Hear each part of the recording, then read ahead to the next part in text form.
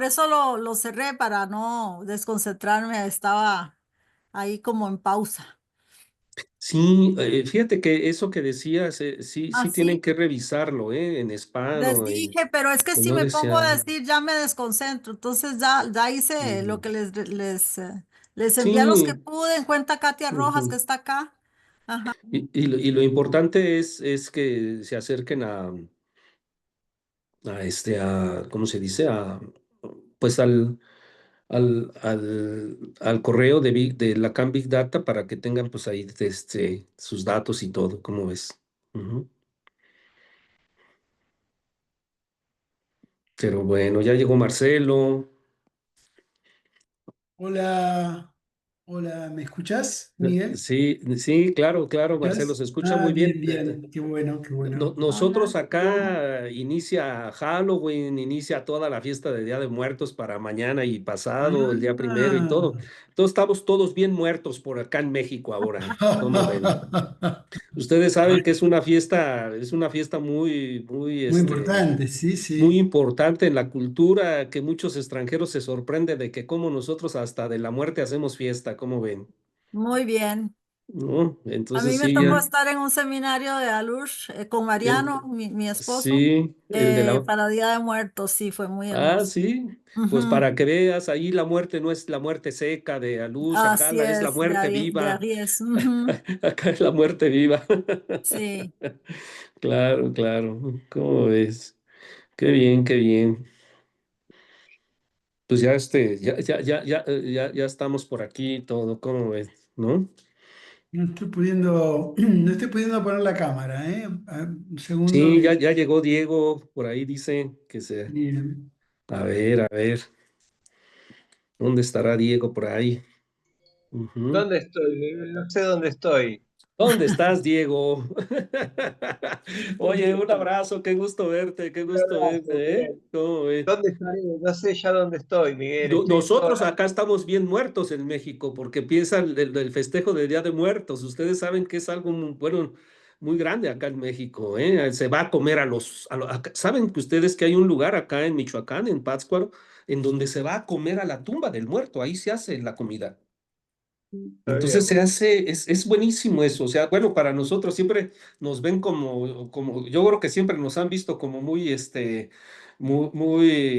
¿cómo se dice? Muy tanafílicos, Bíblico. No, porque me tanabílicos. parece que es hipersimbólico lo que hacen, ¿no? Digo, es una Sí, sí, relación. sí. Yo ahorita estoy haciendo un poema que ya después, si quieren, se los comparto, que se llama Ahora que estoy muerto. Entonces estoy hablando desde el lado del muerto. Está ¿No? bueno, Y Miguel. ¿cómo ven? Se hacen los altares, se les lleva comida, se les da comida, ¿no? Hay muchos chistes que dicen, ¿cómo me ponen lo mismo que me mató en la comida, ¿verdad? Pero eso sí, no debe de faltar el tequila ni la bebida espirituosa, ¿cómo ven? Me parece buenísimo. Yo ya estoy preparado para volver a tomar Ah, tequila y bueno, mezcal. ya los estamos esperando acá en México. ¿Cómo ven? Acá en Argentina en este momento llegan a poner comida en una tumba y se tiran como rugby arriba de la tumba. Se tiran a comer. Ok, no, pues sí, pues como está todo, ¿no? Híjole, pues sí, qué Está bien, qué complicado, bien. está complicado. Bueno, ¿está Marcelo por ahí? ¿Ya entró? Marcelo Acá entró, estoy. ¿Cómo decía estás? que creo que es Marcelo, mexicano porque ya no tiene Marcelo. imagen ahora. No, no tengo imagen. Voy a tener que poner otra computadora. Pero bueno, pero acá estoy escuchando y en un momento supongo que la imagen Claro. aparecerá. Hola Lara, ¿cómo estás, Lara? ¿Todo bien Hola acá? Miguel Hola. Ángel, No, hola a no, no todos, ¿cómo sé, Gaby, están? Hola hola, Rocío, hola, bienvenida. hola, Lara. yo siempre ando divorciado porque no sé ni dónde anda Gaby, ¿eh? Vamos a esperar unos minutitos Dale, a que dale. entren algunos colegas más y te damos un ratito, Marce, a que te, te Sí, organices. sí, sí, Me salgo voy- y vuelvo a entrar a ver si arreglo. Dale, Gracias. dale. Está tu Hola imagen, Cecilia, Marcelo. está Cecilia también acá, ya Hola vi, Ceci. ¿no? Ceci, ¿qué haces? ¿Cómo estás? ¿Está Mariana también, Albert? ¿Cómo ¿Cómo estás? anda la Hola barba? Mariana. Bueno, Hola. Rocío, muy, ¿Cómo muy anda la bienvenida barba? al espacio. Ya hemos hablado, pero Ujú. muy bienvenida. quería comentarles que estoy en una computadora de escritorio y si hubiera o hubiese un corte de luz, tengo mi teléfono y mi esposo está con la computadora en otro lado también y tendría que pasarme. Y eso pasa que a veces hay un parpadeo y entonces me quedo fuera, nada más aviso, espero que no suceda, pero cada vez es más frecuente ese tipo de situaciones en nuestros Ah, países que van a veces un poco así para abajo, ¿verdad? oh, el ambiente se puso muy festivo. Llegó un tal Alejandro Sirkowski. ¿Cómo Alejandro estás? Sikorski. Hola, hola, ¿cómo andan? Hola, hola, Miguel Ah, Ángel. Hola, Bien, Diego. bien. Hola, Ale. Hola, a todos. Hola, hola, Lara, no te veo. ¿Saben cómo se dice? Ahorita que preguntas, ¿cómo andan? Acá estamos esperando a nuestros muertos. ¿Cómo ves? Claro. Así se dice, porque esperamos a que vengan a comer, Ajá. ¿no? Ustedes Que esperan a vengan los a muertos, comer. nosotros esperamos que se terminen de morir los que estamos vivos. Estamos Sí. Miguel, Sí. hasta cuándo tienen toda esa decoración maravillosa que tienen, toda naranja de Bueno, flores? hoy es la influencia del Halloween, hoy, pero Sí, los Día sí. de Muertos es 1 y 2 de noviembre. Y Esos luego dos días, son ya dos no hay días. más todas Ya, esas flores ya, naranjas preciosas. sí, sí, no, bueno, pues se van secando y todo, y entonces esos dice que sí se secan, entonces sí vinieron. Entonces, no, todo acá hay toda una espiritualidad en torno a eso, ¿eh? ¿Cómo Ok, ven? hermoso, Sí, sí, hermoso. sí, Muy interesante. sí, ¿cómo ven? Bueno, esperamos un minutito a que entre Marcelo, que salió por el tema de la computadora. De la computadora, ¿no? Mira, ahí está Gaby. Hola, Gaby. Ya llegó Hola, Gaby. hola, A ver. Ah, hola, ¿cómo estás, Gaby? hola. Es mi esposa, nos saludamos, ¿eh?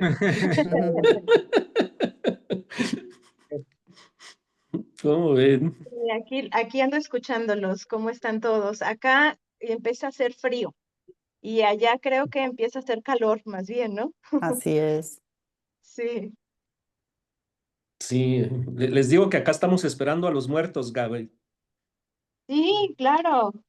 Y luego yo Ahorita les ayudo los con el niños salen tequila y todo, a yo les pedir, ayudo, no crean que uno no es bondadoso ayudándoles.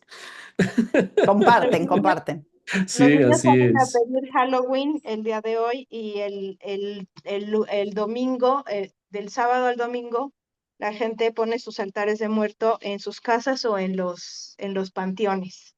Ujú. Entonces acá se llena de Yo creo color que y ustedes de vieron música. la película Coco. En la película Coco, que es de Disney, de ahí viene toda la tradición mexicana. Sí. Ajá, Pero lo más impresionante son los altares en los panteones e ir a comer ahí, hacer el día de campo a un lado claro. del Ahí muerto, ¿no? hay música, fiesta, se viste de fiesta el panteón. O sea, Ajá. realmente. Ujú. Es Ujú. solo en México, ¿verdad? ¿El Día de Muertos o no? Sí, Solo en Creo que México. sí. creo Bueno, que no sé, les sí. quería preguntar por allá No nadie, sé en nadie, ¿no? Guatemala, no sé en Guatemala si también, creo que tienen algo similar en Guatemala. Ajá, aquí ahora están haciendo un festival en San José de Costa Rica que están tratando de recuperar esa tradición, como que se la tragó Halloween. claro. Entonces, como Ah, que órale. pues nosotros estamos mucho en la zona de influencia, ¿verdad? Gringa y tal. Entonces, Ujú. Claro.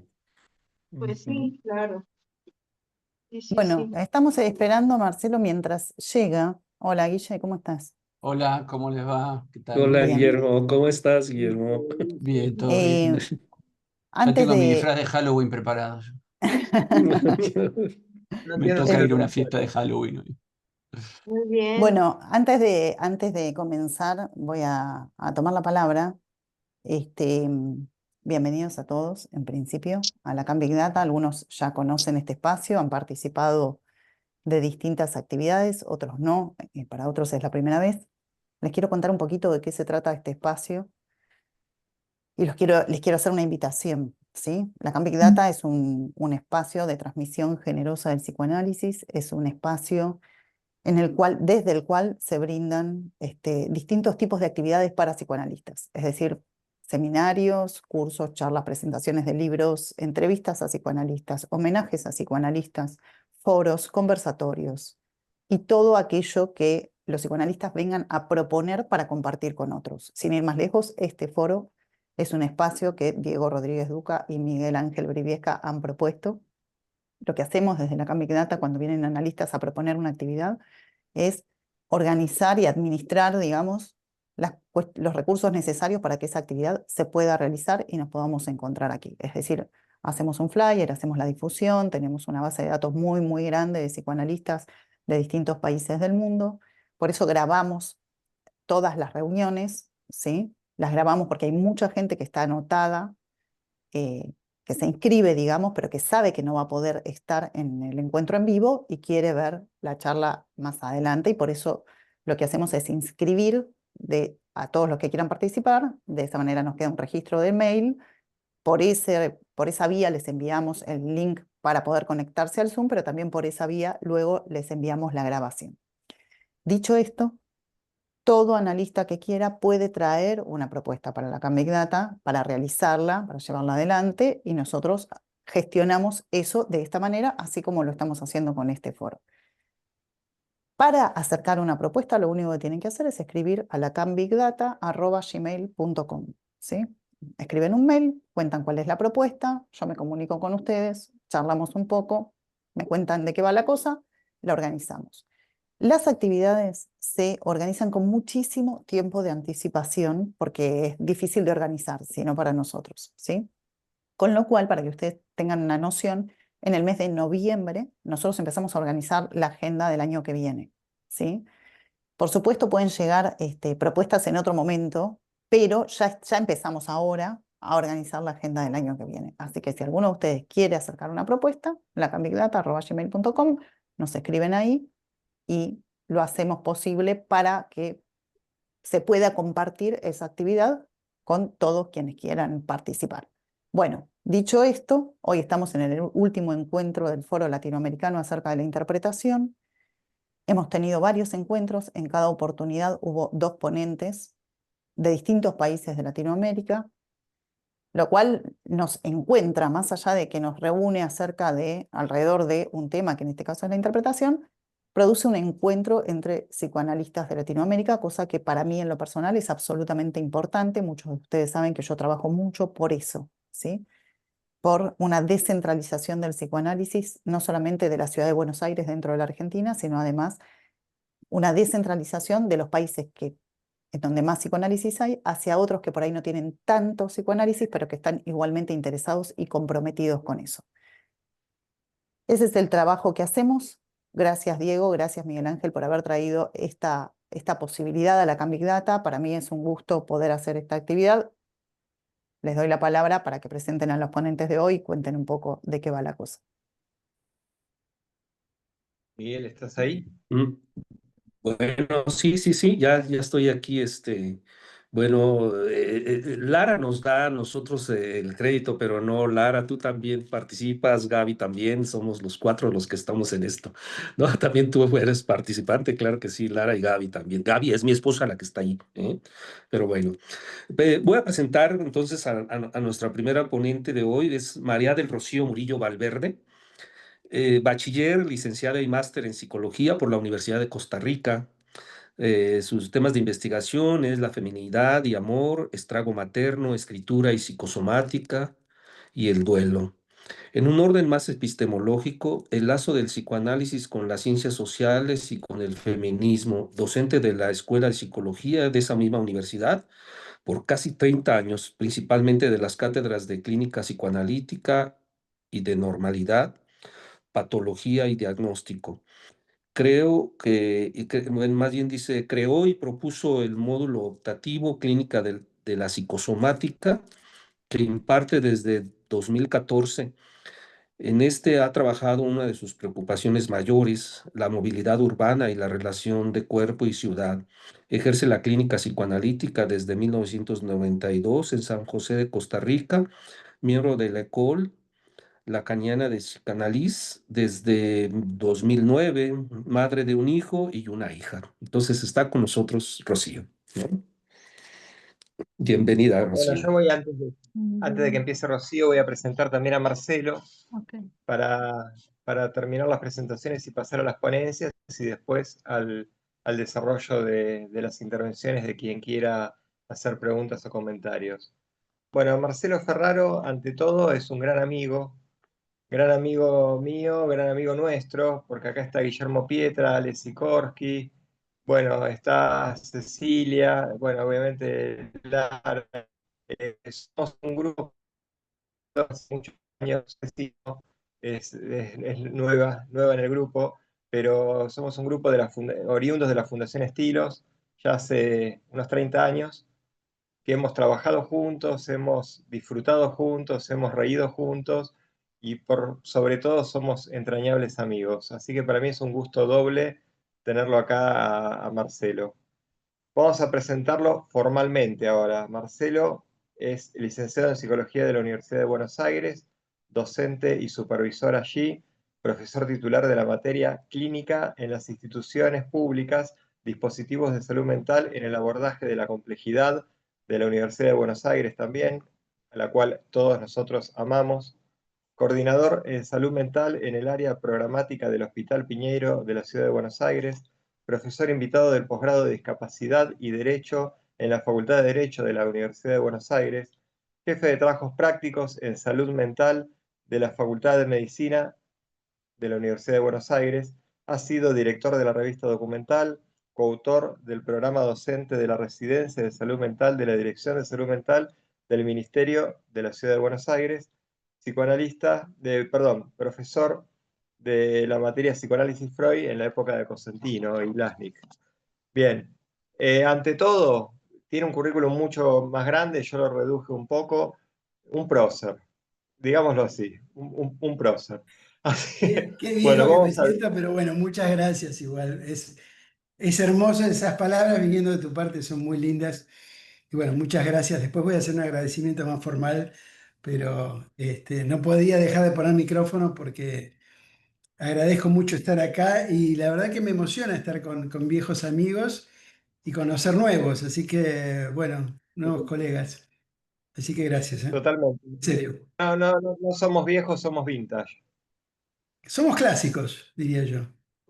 Clásicos. Tal cual. A esta Bueno, altura clásicos. pasamos a, pasamos a Rocío entonces, que pueda Sí, empezar claro. su ponencia con todo gusto. Bueno, buenas tardes y buenas noches. ¿Se me escucha bien? Sí, sí, ok. Ante todo se impone agradecer y agradecer que voy antes y no después del prócer. Eso me pondría muy nerviosa. Agradecer que alguien consideró que yo tendría algo importante que decir en este foro. A Miguel Ángel Bribriesca y Diego Rodríguez, creadores del foro, y a Lara Lisenberg, creadora de la Can Big Data, y a Gaby, que se mantuvo en contacto conmigo. Debo decir que este medio no es para nada de mi preferencia. Nada alcanza el gozo de la presencia, el intercambio con los cuerpos, sonrisas, miradas y desafíos. Sin embargo, me conmovió que fuera un asunto virtual el que facilitara cierto encuentro entre personas de diversas latitudes y acepté tomando esta vertiente provechosa de la tecnología. Creo que también me trajo como recuerdos de la pandemia. Estaba yo un poco ansiosa con esto. Di clases durante 4 semestres de manera virtual, de esta manera, con el Zoom. Creo que es un tema que además se presta, el tema de la virtualidad y la tecnología para mucha investigación, incluso desde el punto de vista de construcción de subjetividades. Pero bueno, ese tal vez no es el tema hoy. La vida hace caminos y un buen día por caminos digitales. Una Facebook amiga, Carmen Tinajero, me presentó una amiga que venía a Costa Rica. Encantados, mi esposo y yo, ahí está Mariano Fernández, conocimos a Araceli Colín y con ella realizamos un paseo a un jardín botánico que se llama Lancaster y que es, además de un jardín, un centro de investigación de la Universidad de Costa Rica, que es una universidad pública, la principal universidad que hay acá, y ese jardín queda en una provincia que se llama Cartago. Algunas personas de las que están aquí hoy pueden decir que estoy haciendo small talk, ¿verdad? Al contarles esto, pero ese paseo no fue azaroso.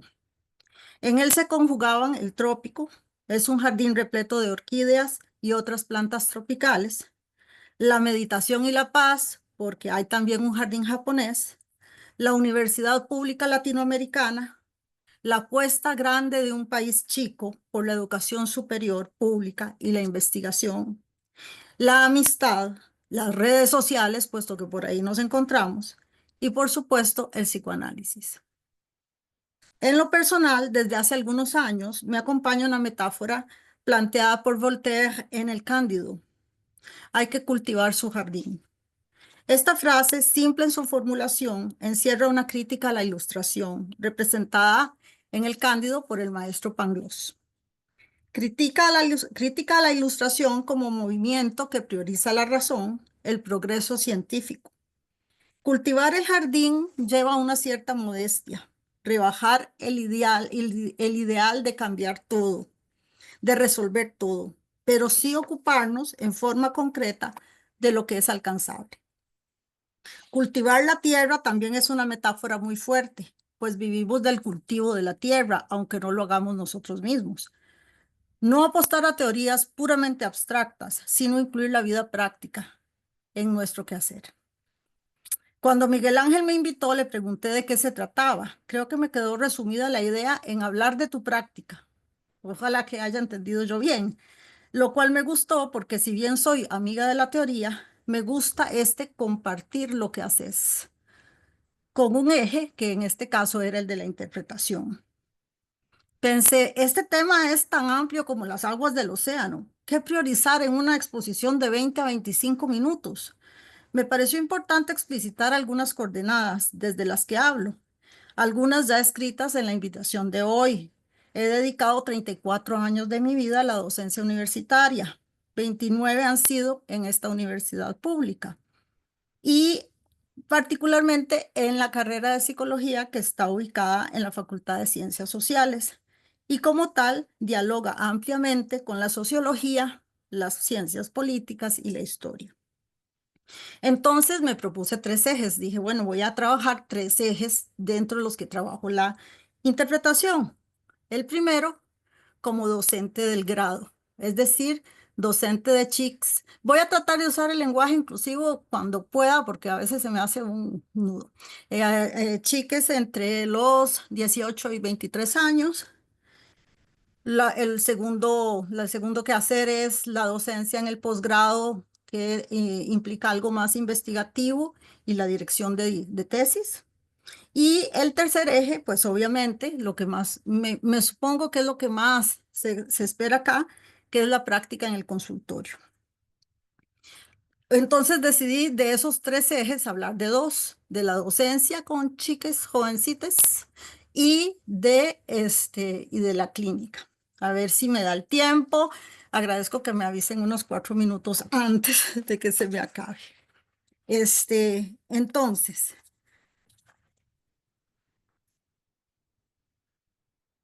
en el grado, me encontré pensando, bueno, ¿cómo hago para explicar a chicas de jóvenes de estas edades el tema de la interpretación?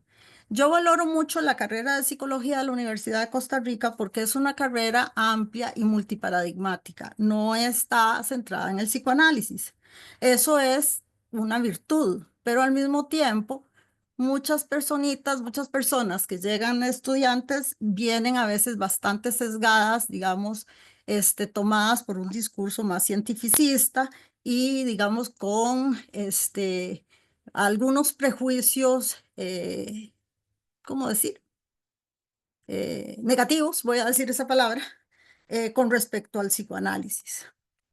Esta riqueza de esta carrera, eh, perdón, me perdí, un segundito. Así como he visto que algunas personas de esa carrera publican cuestiones en redes tipo el imperio cognitivo-conductual, yo no pretendería jamás que el psicoanálisis tomara un lugar imperialista o que pretendiera hacerlo, pues en ese mismo instante el psicoanálisis paradójicamente dejaría de serlo. Es mi postura que el afán de poder o de colonización de espacios es contrario a cierta lógica analítica que marcha, o así desearía yo, desde la castración y desde la falta, cuestionando el lugar del amo. En todo caso, pues ese es el reto docente. Me encuentro, lo que quería plantear es como que ese es el reto docente, ¿verdad? De estar con un grupo de 25 chicas que vienen muchos con una postura, como ya les dije. Entonces, lo primero que hago, ¿verdad? Quería como, digamos, compartir con ustedes cuál ha sido mi estrategia, digamos, que me la ha facilitado esa escuela de psicología. Quizá por ser hija de filósofo o por la marca que han dejado en mí la gran obra de Guy Legoffé, a quien considero un gran maestro en la teoría, desde que lo leí por primera vez, quizá por eso yo hago muchas excursiones filosóficas. De ahí también el tema del jardín y de la filosofía peripatética. Lo que destaco particularmente de Guy, para efectos de lo que quiero decir hoy, es que a mí me resulta muy refrescante en la obra de él que cuando hace un escrito, toma la idea y el tema primero sin entrar directamente al psicoanálisis y hace como un recorrido, una excursión que yo llamo excursión filosófica. Además, les confieso que como parte de mi análisis he desarrollado una especie de alergia a lo que yo llamo el lacanés, ¿verdad? Que es una lengua críptica que a veces parece una serpiente que se muerde la cola, una repetición sin salida. Por ello necesito aire que viene de la historia, la filosofía y de mi humilde observación de la vida cotidiana. Entonces, cuando veo a estas personas jóvenes imbuidas del aire de los tiempos, que nos ven de eficacia, rapidez, efectividad, y les comparto como alguna observación de la vida cotidiana, que hoy les voy a dar un ejemplo de que les he compartido cosas así triviales o recientemente me ha salido varias veces en las redes, seguro alguna vez le di like y a partir de ahí ya no me libré de eso. Me ha salido una psiquiatra que se llama Marian Rojas Estapé. Y esta psiquiatra, que tiene un enfoque entre ecléctico, filosófico, humanista y neurocientífico y todo una cosa, un revoltillo, dice, porque además es una mujer que capta, pero así, multitudes. O sea, ya vino a Costa Rica y llenó auditorios completos, ¿verdad? Pero así grandes. Y ella en su anuncio está dando una charla y dice, la felicidad no es lo que me pasa, sino que es como yo interpreto lo que me pasa. Entonces, yo les comparto a estas personas, a las personas estudiantes, que aún desde enfoques absolutamente diferentes y que incluso muy antagonistas, muy antagónicos a veces con el psicoanálisis, se usa ya la palabra interpretación. Y entonces les digo, ¿verdad? Que a veces siento que están en un positivismo ingenuo que plantean que habría una relación con el objeto sin interpretación, o sea, sin mediación de la interpretación. Y entonces eh, tomo, digamos, frases y enfoques populares, ¿verdad? En los que se ve el uso de esta palabra. Como nota al pie, quiero decirles que estas personas, en general, los estudiantes de psicología jóvenes, están muy de avanzada en cuestiones de diversidad sexual, muy de avanzada. Y sin embargo, no así de diversidad paradigmática. Es decir, como que el cientificismo ha tomado mucho la delantera. Entonces, por eso, para uno, es un reto importante. De hecho, aquí en el público hay personas jóvenes que han sido mis asistentes en los cursos y que han vivido toda esta experiencia de cómo hacer, cómo sensibilizar o permeabilizar, digamos, a las personas estudiantes al tema del inconsciente. Y se siente uno a veces como Freud, pueden los legos ejercer el análisis, ¿verdad?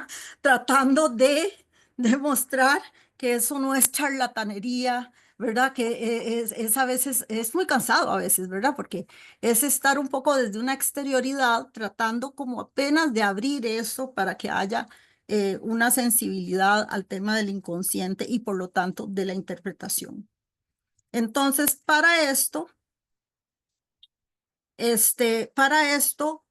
hago el rodeo por la epistemología y recurro a Dilthey con su división entre las Geisteswissenschaften y las Naturwissenschaften. Yo no sé alemán, estoy tratando de aprender, pero, ¿verdad? Pero las ciencias del espíritu y las ciencias de la naturaleza.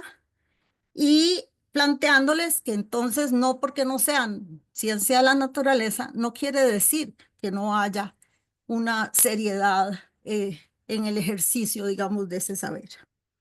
De Dilthey paso entonces al giro lingüístico para plantearles además esto que implica esta distancia con el objeto.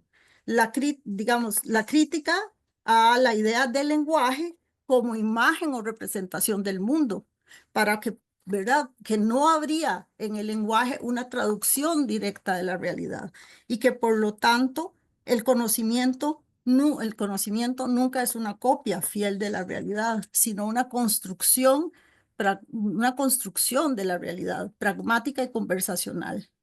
En resumidas cuentas, podría tomarse que el lenguaje es una interpretación de la realidad, además de una construcción de la misma.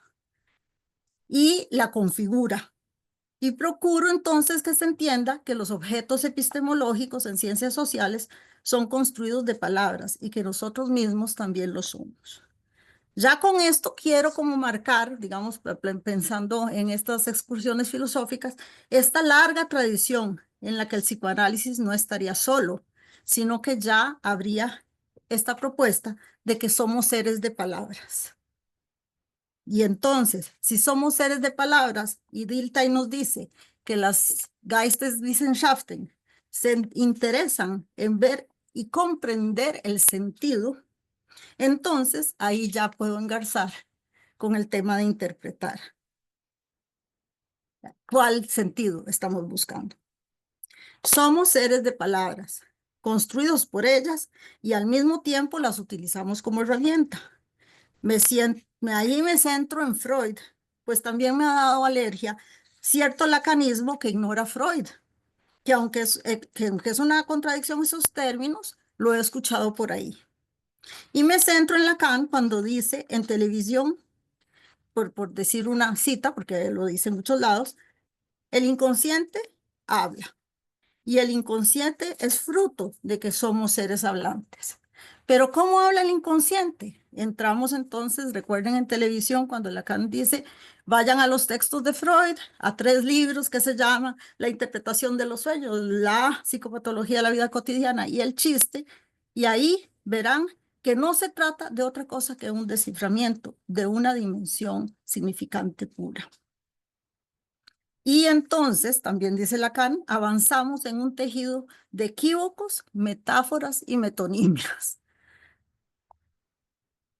Buscando cierto contacto de las personas con esto, entonces hacemos bitácoras de sueños, de lapsus, de fallidos, de lapsus de políticos, muchos. Buscamos en las redes y terminan familiarizándose con esta cuestión de la interpretabilidad.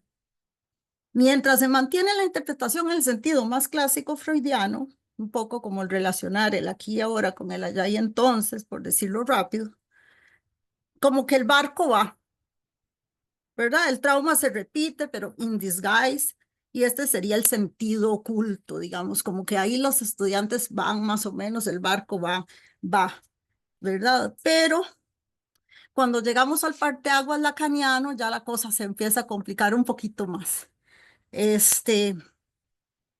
Y a veces hacen motín. A veces, a veces hacen motín, algunos se caen al agua y ya empieza la acusación de magia, invento, pseudociencia o brujería. Y es complejo. Ya aquí es complejo realmente como que quien no ha pasado por un análisis o no ha empezado un análisis le queda demasiado teórica la cosa, ¿verdad? Porque en Lacan el psicoanálisis, con ello la interpretación, cobró nuevos sentidos y el inconsciente ya no es un receptáculo, sino que es un resultado de la estructura del lenguaje. Y mostrar el estallamiento del un sentido y constatar que a un significante pueden corresponder varios significados, lo aterrizo lo más que puedo en una taza de café y les digo café ¿Qué significa café? Que puede ser un restaurante, que puede ser una taza de café, que vamos a tomarnos un café, puede ser una cita, que puede ser una planta. Además, el café es nuestro grano de oro en Costa Rica, ¿verdad? Entonces, hay algo que, ¿verdad? Trato de que se vea esta cuestión del estallamiento, del significado, que no hay una univocidad y que entonces la interpretación actuaría sobre el significante, provocando ese estallamiento que parece casi mágico. La interpretación ya no tiene aquí cierta carga explicativa, ¿verdad? De usted entonces como con su papá, ahora en cambio con su maestro, etcétera, sino que interviene en el discurso, tiene un efecto sorpresa y de vacilación del sentido. Lo que mueve es la univocidad y provoca un efecto de verdad. Yo diría que para concluir con las personas estudiantes y también esta parte para pasar a lo de la clínica, les digo, creo que la palabra fundamental es desplazamiento. La interpretación genera un desplazamiento, mueve, abre un sentido sin explicarlo, dejando al sujeto confrontado con su propio decir y con la posibilidad de una nueva configuración de su realidad. En suma, la interpretación en Lacan no busca este sentido oculto, sino que actúa, corta, juega, desplaza, provoca un efecto de verdad, etc. Algunas personas de mis estudiantes continúan en ese barco y otras deciden mirarlo desde lejos, decirle adiós, negarlo u olvidarlo. Pero bueno, pasamos por ahí. Es una labor de 30 años y tal vez es importante para mí que pronto me jubilo y que estoy dando cuenta de esto. En la clínica.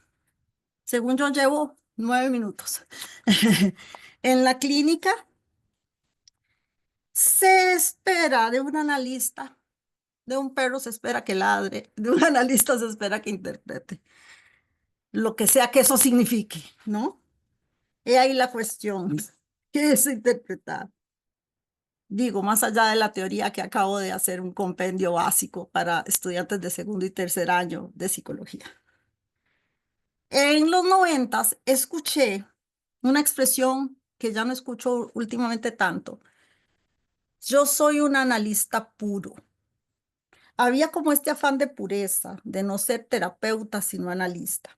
Se refería, creo yo, a alguien que no haría ningún tipo de concesión, que se mantendría férrea en su sitio de silencio, construcción e interpretación. Luego aparecía el narcisismo de las pequeñas diferencias. ¿Quién es más analista que otro? ¿Verdad? Y entonces yo soy lacaniano, no, yo soy kleiniano, yo soy, y yo además soy mayor, y yo soy, etcétera, y tengo, ¿verdad? Como que habría todo este narcisismo de quién es más analista que otro, porque no porque nos hayamos analizado dejamos de ser seres humanos, o tampoco nos deshacemos en una totalidad del espejo. La pureza es otro de esos ideales que me escalofrían. Del pasaje por la teoría, por el análisis y por la supervisión, cada quien construye su estilo, conforma su lectura del psicoanálisis, de aquello que supone que es una interpretación. Un pasaje, digo yo, ¿verdad?, de una pretendida pureza a una invención. Por razones de tiempo, voy a pensar en un único punto sobre la interpretación en la clínica. O sea, no voy a hablar de la interpretación en general, solo de un único punto, que es el chiste. El bits freudiano, la ocurrencia como interpretación. Es usual que pensemos el dispositivo analítico como algo silencioso y serio, muy prosopopéyico, digo yo. Y no sé por qué, pero el análisis me dejó así, como que ya no soporto esas cosas tan serias. No fue mi intención, así quedé. Es usual que pensemos entonces esta seriedad y, sin embargo, Freud hace un libro bien aburrido, muy interesante, pero aburrido, que es El chiste y su relación con el inconsciente, ¿verdad? Bueno, a mí me aburre, pero me parece interesante, aún así. Y nos dice que el chiste en sí mismo es una formación del inconsciente y que por lo tanto en él se leería el deseo reprimido que afloraría gracias a que dice de un modo aceptable asuntos reprimidos. Insiste en que la formación del inconsciente es la formación del inconsciente más social, es decir, que hace lazo ¿verdad? Con los otros y con la realidad social. Nada, por ejemplo, con lo político, ¿verdad? Como cuando todavía podemos reír de las cosas que pasan en nuestras torturadas tierras. Y también nos dice que en el chiste hay una economía, de manera que ahorra explicaciones. Si todos hemos estado en alguna mesa o en algún lugar en donde alguien explica un chiste y en el acto lo mata, ¿verdad? El momento en que el chiste se explica, pierde su comicidad.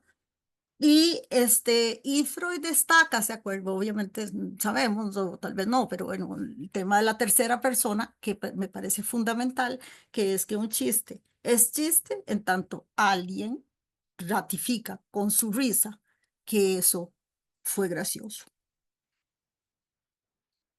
Entonces, aquí viene mi modesto aporte, que tal vez no es ni tan nuevo, pero bueno, ¿qué podemos afirmar? Que entonces el chiste provoca lo mismo que una interpretación, basculación en el lenguaje, rompe un sentido, produce un efecto de sorpresa y tiene un efecto de verdad. Y entonces, tal vez algunos colegas dirían muy preocupados, qué barbaridad, si el psicoanálisis es un asunto serio. Y bien, el chiste lo es. Basta haber leído, por ejemplo, el libro de Milán Kundera, La broma, que muestra que el totalitarismo no tolera el humor. O la persecución a ciertos cómicos, cuyos chistes son censurados porque son políticamente incorrectos. Y no sé si a ustedes les pasa, pero como ya yo cuento varias décadas de edad, ¿verdad? Y hay cosas muy incorrectas con los les chiques hoy, ¿verdad? Tiene uno que estar todo el tiempo vigilante de si le dije el género bien, no puedo hablar de esto, no puedo hablar de lo otro, porque son cosas políticamente incorrectas. Entonces, el chiste tiene esa parte subversiva y que por lo tanto se hace, el cómico se hace a veces detener, atrapar, etcétera. Entonces, pues para mí es importantísimo el chiste, el bits también, la ocurrencia, no necesariamente el chiste de le voy a contar un chiste, pero la ocurrencia en la clínica como efecto interpretativo. Y para sostener esto, quiero citarles lo que Lacan, una cuestión que dijo Lacan en 1979 en la intervención sobre la transmisión. Pronto a morir, estaba ya bien mayor, y plantea que el psicoanálisis es intransmisible y que esto fuerza a cada analista a inventar el psicoanálisis. Comillas, tal como llego a pensarlo ahora, el psicoanálisis es intransmisible. Esto es bien fastidioso. Es fastidioso que cada psicoanalista sea forzado, ya que hace falta que sea forzado a reinventar el psicoanálisis. Hace falta que cada analista reinvente según lo que haya logrado retirar del hecho de haber sido un tiempo psicoanalizante, que cada analista reinvente el modo, la fazón, ¿verdad? El modo en que el psicoanálisis puede durar. Cierro comillas. Yo les confieso que tras mi análisis, en mi consulta, no siempre aparece el llanto o la seriedad. La risa aparece no pocas veces y un bits de parte del analista o del analizante provoca una risa que ratifica que ahí hay una interpretación en ese lazo que Freud propone, que hace el chiste en contraste con las otras formaciones del inconsciente. No deben subestimarse los efectos de la risa, dice Milán Kundera. La risa es el arma del espíritu contra la estupidez del poder. Son curiosos los efectos del análisis personal que a la vez marcan un estilo en la clínica y una concepción de esta. Hago mías algunas frases del libro de Susana Berkovich, quien además fue lectora de mi tesis de maestría. El libro se llama Diván Paisaje Adentro, en donde marca que la clínica no es un ejercicio racional, sino que está marcada por el eros. En el amor no hay pericia que valga. En ocasión de que presenté el libro de Gloria Leff en Costa Rica, Juntos en la Chimenea, La Contratransferencia, Las Mujeres Analistas y Lacan, esa presentación está publicada en el cuaderno Claroscuro número 1, que por cierto soy miembro del comité editorial de ese cuaderno, que es de la École Lacanienne. Ahí destaqué y ejemplifiqué esto que Gloria Leff llama el tizne de la contratransferencia. Ya casi termino. Recientemente, en el libro Diván Paisaje Adentro, Susana dice, me llama la atención porque hace un apartado que se llama Coming Out de un analista. Y en este apartado nos dice, en psicoanálisis se suele hablar o escribir de los casos, como si estos fueran algo ajeno al analista. Pero ¿quién puede pensar siquiera un segundo que es posible reunirse a solas con alguien durante meses o años sin estar, como en el amor, uno mismo afectado? Cada caso es un caso del analista, de sus deslices, de sus impases y titubeos, y sobre todo de cómo se las arregla con sus modos de estar concernido. Nadie sale inmaculado. Cierro comillas. En la consulta, el tizne puede tomar esa forma. El tizne, que es lo que trabaja Gloria Leff, no es una frase mía, ¿verdad? Pero lo tomé prestado. Nos contagiamos también en la teoría y en los dichos y en los decires. Nos contagiamos de risa también. Adiós a una supuesta pureza y al analista impertérrito. Comillas, el analista no está en la vereda del frente, estamos en el mismo lado, dice Berkovich. Y recuerdo las palabras de mi muy admirado y querido Jan Alush, analista y analizante están al pie del muro del lenguaje. Quizá lo que nos quede sea reír. Muchas gracias. Excelente, Rocío, perdón. Gracias. Digo, estoy riendo, ¿eh? Creo que le pasamos la batuta a Marcelo, ¿no? Bueno, muy bien. Bueno, gracias a Rocío por lo por el viaje que nos hizo hacer, por la teoría y por su país. La verdad que yo quiero agradecerle a ella, agradecerle a Gaby, a Miguel Ángel, gracias Miguel Ángel, y a Diego, por supuesto, un amigo de acá, casi vecinos, podríamos decir, ¿no? Entre semejantes distancias. Y había pensado que esto para mí es un fabuloso espacio de conversación y en agradecimiento quería contarles algo cortito. Me traté de acordar de algo que decía un maestro de psicoanálisis de la salud mental acá en Argentina, Fernando Ulloa. Fernando, quien trabajó mucho en la cuestión de los desaparecidos aquí en Argentina. Él contaba que para hablar de este trabajo de los analistas, de este oficio nuestro, decía que junto a la orilla de un río o a lo largo de las playas del mar, los analistas somos como pescadores, ¿sí? Que se encuentran en su tarea silenciosa y en apariencia solitaria que supone pescar, atrapar ahí, lo que hay por atrapar. Pesca de significantes, silencios, angustias, gestos y cada uno desde su lugar. De vez en cuando se acercan y comparten palabras y anzuelos y carnadas y tanzas, porque las tanzas, que es el hilo, ¿sí? También se rompen. Así que bueno, esta idea de sabernos juntos, aunque no hablemos todo el tiempo, de sabernos juntos compartiendo en la misma orilla, en el mismo margen, la misma ribera del río, ejerciendo esta noble tarea, la verdad que me da un enorme placer y por ello también les agradezco por estar acá. Agradecerle a Lara, por supuesto, por la invitación y aprovecho acá en público felicitarla por su espíritu hacedor, creo que es un espíritu hacedor, con quien compartimos muchas miradas de psicoanálisis, sus políticas, ¿sí?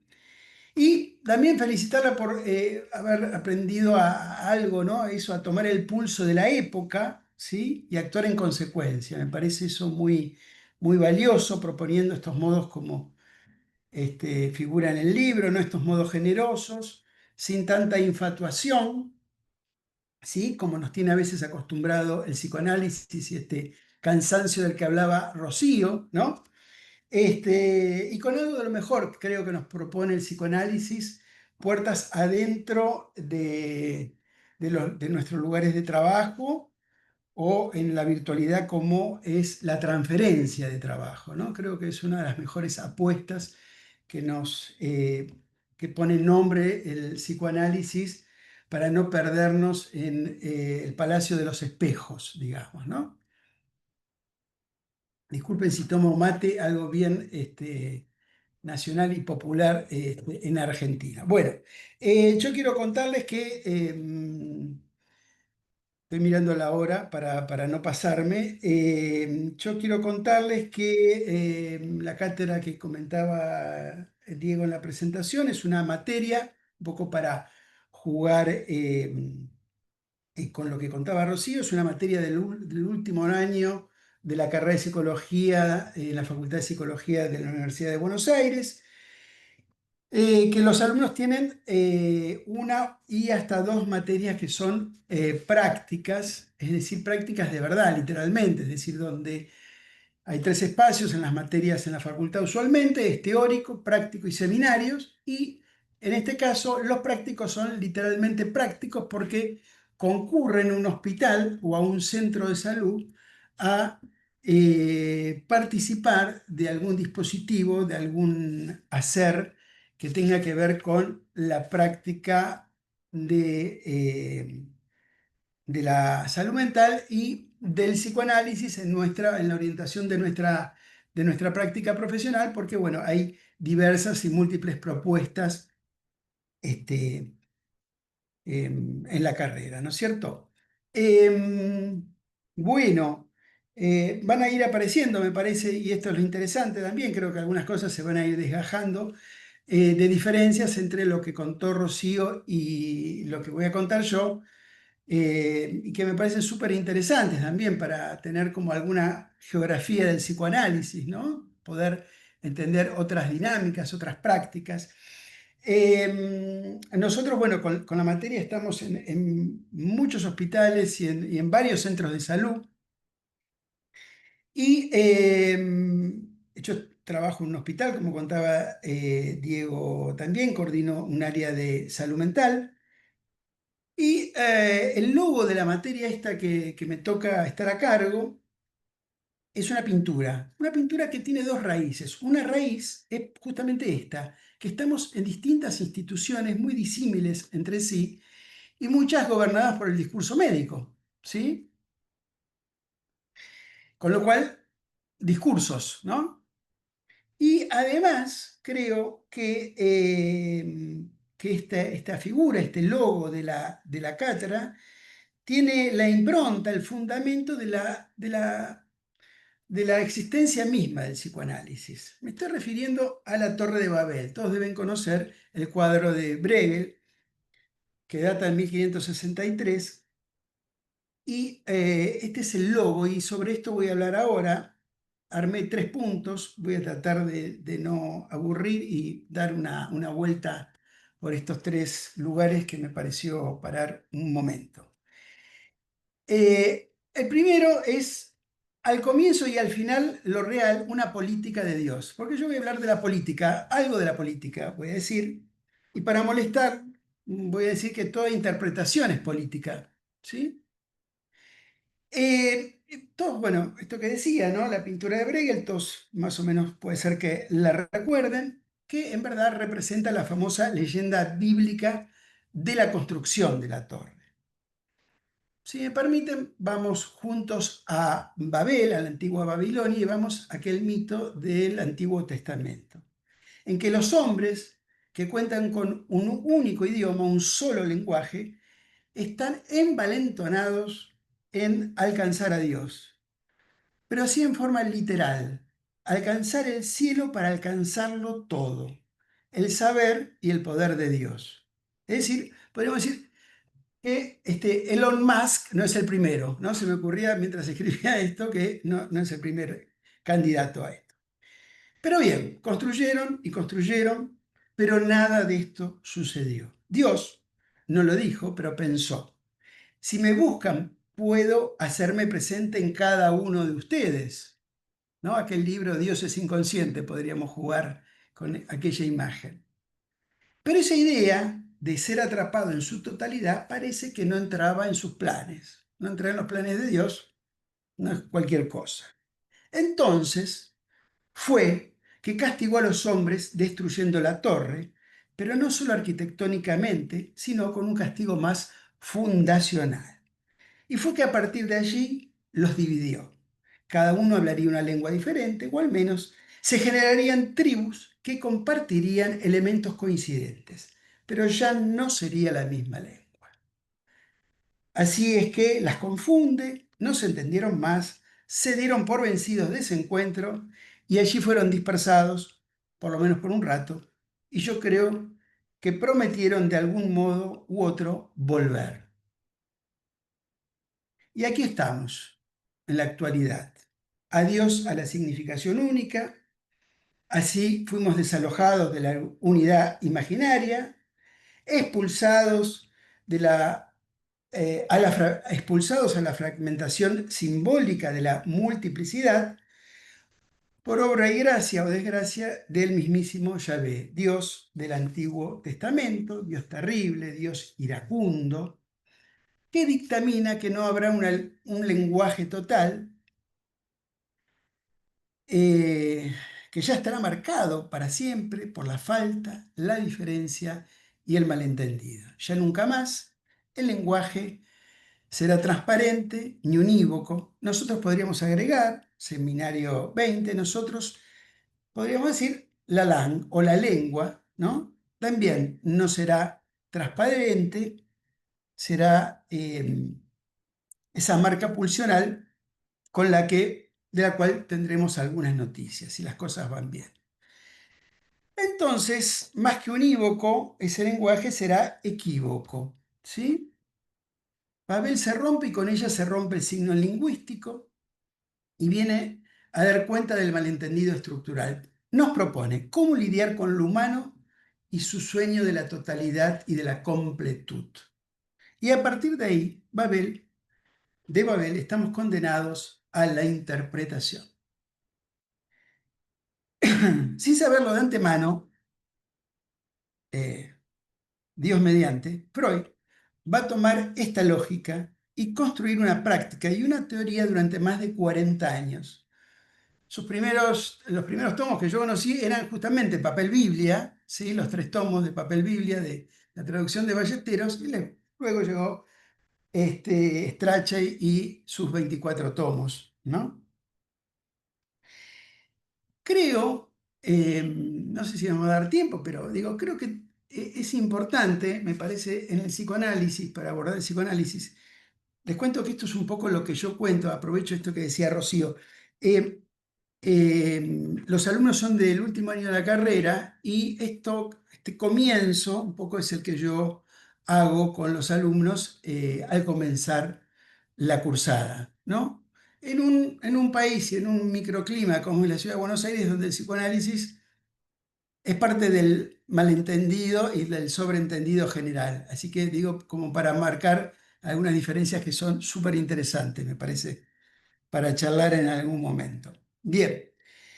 Entonces pensaba en Cronos y en Kairos, ¿no? O en Kairos. Y pensaba que es necesario muchas veces no perder de vista ambos elementos, estos dos modos del tiempo, ¿no? Porque a veces perder uno nos lleva a una lectura sesgada. Hay cierta ilusión, ¿no?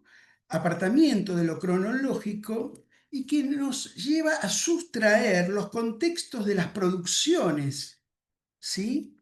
De las producciones en psicoanálisis. Por ejemplo, la política. La política es un contexto de escritura del psicoanálisis que me parece que a veces, en cierto marco de revelar un discurso atemporal, nombramos y nos perdemos los contextos tan fundamentales en ese sentido. El punto 2 que quería decir, acá en este punto tengo una complicación porque iba a hablar del chiste, voy a hablar un poquito del chiste, pero no tanto para no repetirme, qué va a hacerse, esto es así. Está muy bien, somos más o menos de la misma parroquia, así que es así. Bien, el segundo punto es Freud, una política de la incompletud, en pleno positivismo, una nueva interpretación. Digo, Freud es una protagonista del positivismo, epocalmente hablando. Entonces, escribe un texto que a mí, que yo lo valoro mucho, que los damos a los alumnos para hablar en un comienzo epistemológicamente, que es la conferencia 35. ¿Sí? No sé en otros lugares, pero en la Facultad de Psicología no tiene mucha prensa, no tiene mucha circulación. Para mí es un texto no solamente interesante, muy interesante, sino conmovedor. Conmovedor porque Freud, como ustedes recordarán, las últimas conferencias no las dicta, las escribe. Esta es la última, ¿no? Con un cáncer de lengua avanzado, con una mandíbula mecánica, y escribe algo que me parece muy conmovedor, no solamente porque le escribe 4 años antes de su muerte, sino por lo que dice allí, ¿no es cierto? En torno de una cosmovisión, y lo que va a plantear acá sucintamente es que, yo diría al modo,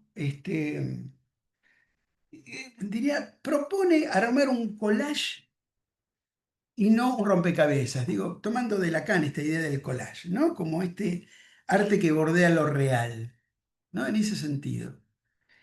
¿Qué nos propone ahí en ese texto? Nos propone pensar las cosmovisiones de su época. Lo que podríamos pensar discursos totalizantes, la cosmovisión, ¿no? Él la define ahí, ¿no? Es casi como una definición de diccionario. Dice, bueno, es una cosmovisión, es una construcción intelectual que soluciona de manera unitaria todos los problemas de nuestra existencia. Nada permanece abierto y todo encuentra su preciso lugar. Es bien interesante porque habla de la iglesia, habla de la filosofía, habla del marxismo, de la Unión Soviética, empieza a juguetear con el arte, finalmente dice, no, no, el arte no entra en esa categoría, y se mete con la ciencia, y también ubica la ciencia, y ahí empieza a jugar con esta idea que juega todo el tiempo el psicoanálisis, si el psicoanálisis está dentro de la ciencia o no. ¿Sí? Yo acá quiero meter un breve paréntesis a Freud, porque verdaderamente él planteó el malestar estructural del sujeto, podríamos decir. Podríamos decir que se metió con temas importantes en relación a esto, al trabajo, al progreso, al deseo, temas que creo que anticipan la posibilidad de autores que lo siguen a él de armar una base para una crítica a la cultura capitalista. Lo que estoy diciendo es que entiendo también la cultura del capitalismo como un modo totalizante, como un discurso totalizante, sobre todo después de Freud, casi diría, donde se consolida la sociedad de consumo. ¿No? Hay un momento, después en la posguerra, Segunda Guerra Mundial, posguerra, que se consolida la sociedad de consumo. Él decía cosas como el hombre ha logrado someter a la naturaleza, pero no ha logrado someter su propia economía pulsional. ¿Quién retoma esto? Ya sabemos, es Lacan, que al conceptualizar el objeto A, va a permitirnos ubicar qué es el consumo ese que ofrece objetos que encarnan el plus de goce, intentando llenar la falta estructural, prometiendo una satisfacción que hasta ahora resulta imposible. Lacan lo dice con todas las letras en el 72, en la conferencia de Milán, cuando nos dice el discurso del capitalista es la más astuta de las formas de la negación de la castración. ¿Sí? Entonces, me parecía interesante sumar a esta propuesta que nos hace Freud el discurso capitalista, que en verdad es un pseudo discurso, dicen algunos, porque impide el lazo entre los sujetos. Así lo plantea Lacan, ¿no es cierto? Em, y efectivamente nosotros podemos encontrar, ¿por qué digo esto, no? Porque me parece interesante para pensar también la interpretación. En esta, un poco algo Rocío bordeaba este tema, ¿no? Donde la proliferación de discursos, llamados terapéuticos, alineados en esta lógica de mercado y de consumo, cuya lógica no deja de ser el rellenado, que van en la línea de repartir sentidos. Nosotros ahora vamos a recorrer otra línea, las enseñanzas de autoayuda, o se me ocurría un título que no se debe existir seguramente, que es la fast therapy, ¿no? Digo, en vez del fast food, me imaginaba McDonald's, ¿no? Con fast therapy, ¿no? Bueno, en fin. La conferencia 35 dice más Freud, la verdad que es una conferencia interesante, dice que bueno, que acepta, ¿no? Como él dice, es parte el psicoanálisis parte de la ciencia, pero que la ciencia propone una unicidad de la explicación del mundo. Pero la verdad es que, dice, no le creo a la ciencia, es una cosmovisión que no lo contempla todo, es demasiado incompleta, juega a decir en el futuro lo descubriremos, ¿no? Propiamente del positivismo, ¿no? Y cuenta algo interesante, dice que al psicoanálisis se le hacen muchos reclamos, ¿no? En esa época, piensen ya cuando está por terminar su vida, dice, se nos reclama por cada problema irresuelto, cada incertidumbre admitida. Atención con la palabra, incertidumbre, dice, quien ame la ciencia de la vida anímica deberá aceptar también tales inclemencias. Se refiere, obviamente, a lo duro, lo áspero, lo crudo, ¿no? Lo que no tiene mucho amparo, que es lo real, podríamos jugarnos a decir. Y le dice a los analistas, ¿sí? Aquel que pida más para su inmediato apaciguamiento, que se lo procure donde lo halle. No se lo echaremos en cara, no podemos ayudarlo, pero tampoco pensar de otro modo por causa de él. Para mí, la lógica del no todo propuesta por Lacan creo que no deja de ser una excepcional lectura de Freud. ¿Sí? Un Freud que viene a proponer una práctica de la incompletud que va a ser central a la hora de pensar nuestras intervenciones. Incompletud que también, obviamente, aquello que todos hemos leído en la escuelita, cuando nos plantea la intervención en Da Vinci, per via di levare, ¿no? Cuando usa el italiano, para decir para el quitar, para el modo del escultor, del artista, del analista, ¿no? Que no agrega material, sino que elimina lo que sobra para liberar esa forma que ya está. Se refiere al inconsciente, permitiendo que algo de la verdad del sujeto emerja, podríamos decir nosotros, hacer hablar al síntoma, y no sepultarlo bajo sus palabras, ¿no? Bien.